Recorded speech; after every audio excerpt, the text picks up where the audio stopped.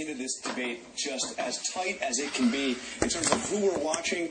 There's a small group of moderates who voted no the first time who we're looking at, but also there are those that are against abortion, the anti-abortion rights Democrats. Well, that's pro-life Democrats. And you know what? Nancy Pelosi may need their votes. They may need to find a way to please them before this vote's over. But do you have 5 specific names of people? I do. If you have a graphic here, we've got... call it up right here.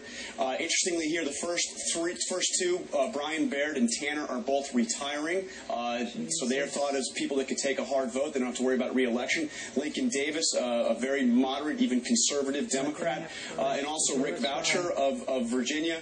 Those all voted no last time. And then you have Earl Pomeroy, who they must keep. He voted yes, but he is running for re-election, Bill, in the state of North Dakota, a state that is overwhelmingly Republican. So this is a very tough vote for him. They have to convince him to vote yes, even if it's going to hurt his re-election chances. And part of that convincing process is the promise that the Senate, so the Democrats in the Senate, will then go ahead and make the fixes that the House wants. And tell me about this letter Harry Reid has. There's names on it, but he won't tell us whose name.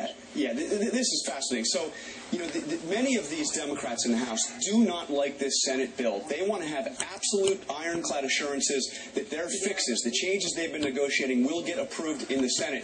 So Harry Reid has gotten this letter. We are told it has 51 names on it. This would be enough to pass the fixes. But oddly, they won't release the names. So we have the letter, but no names.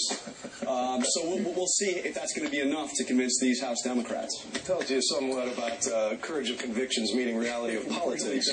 And finally, I got to ask you, you know this story better than any. It tells you it's a bait and switch. That's what it tells you. This is a bait and switch. It is outrageous that they've sunk to this level to try to push the country towards communism and socialism. Right.